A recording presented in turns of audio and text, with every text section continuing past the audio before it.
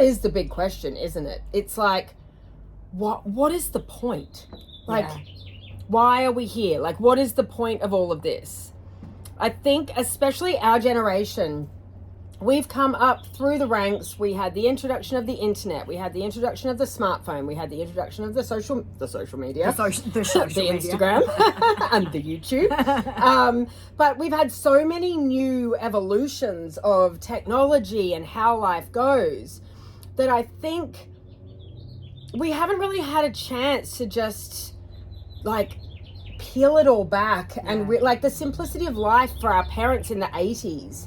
It was much more basic and more simple. And I think that now there's so many extra layers of like signal that can tell you, this is what you should be doing. This is what you should be doing. This will make you happy. This will make you happy. Buy me, I'll make you happy. Buy me, I'll make you like whatever it is. We are the generation that's had this influx of everything telling us how to be happy. And I think sometimes you need to do something drastic just to blow it all up and then rebuild the pieces. Yeah, and figure out what is truly special and what's truly beautiful and what actually means something to me. And it's not the new whatever. It's not a bigger something or else something or other. It's not even like the fancy holiday, because you know that anticipation of the fancy holiday or the concert that you've been so looking forward to. Yeah.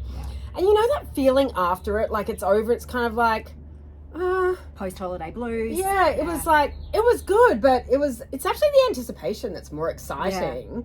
And Cass and I went with our other sister and our cousin and a close friend and Mikey P, our sister's husband, on this trip to Coachella. It was like a life, not old, was it? Like, you know the word, like a once in a lifetime. There we go. Once in a lifetime opportunity that we could all take time off to go to Coachella.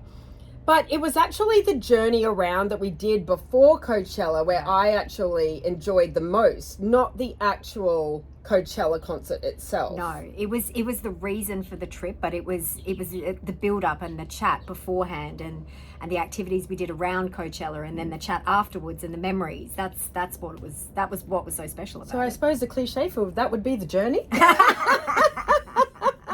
Sue. I know, you've all heard it a million times before. It's never the destination, it's the journey that matters. And Cass did a very big journey. It did do and walked 2 Caminos back, like post a 14-month trip to Europe. 14 months, yeah. So like a Camino at the front end and a Camino at the back end. And we've covered the Camino trips in a separate video, which I'll link below. But I want to actually talk about probably A, why did you decide to walk a Camino? And B, and this is from knowing how I know you were at the end of the first Camino, what happened when the first one ended? So I guess the decision to walk the Camino came from inspiration from a very, very dear friend. She walked the Camino, I think, in 2017, and it was life-changing for her. And I was at the stage where I'd hit the boggle button, I'd quit my job, got rid of all my belongings, had taken a 3-month road trip around Australia, moved back to my hometown, Brisbane, and the next decision was to go to walk a Camino. And after that, I didn't really know what I was going to do. I would be in Europe, but I had no plans, and that was quite scary and very uncertain. And a lot of people, so many people asked, well, what are you going to do afterwards? And my honest answer was, I don't know. I actually don't know what I'm going to do. And as I was walking the Camino, the end date of the Camino kept getting closer and closer and closer. And I still didn't know what I was going to do. I had some travel plans, which took me up to about July, and at the time I had some time restrictions in Europe, so I had to be out of the Schengen zone in Europe 3 months after I started the Camino. So I knew that I wanted to do something, but I didn't know what. Yeah, I could feel that when you finished. It was like, I could feel her energy was like, I had that part planned, and I went through the process of that, and I got amazing things from it. But it was sort of nearly like that part wasn't the cliff. No. That was the easy bit.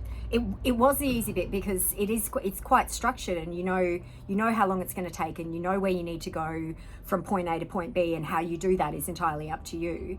but it's contained. After that, it was like, well, now what? Now what? Do I work? Do I travel? Do I stay in Europe? Do I come back to Australia? Do I go somewhere different? And there was so much uncertainty. And so I had some travel planned, which was excellent.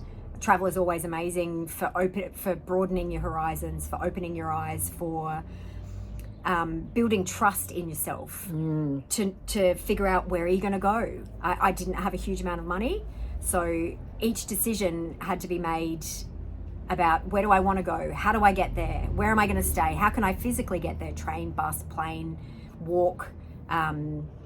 So I did some travel. I think the Camino is great for building trust in yourself to make daily decisions that they're going to be not always the right decision, but you make a decision and then you make that decision work.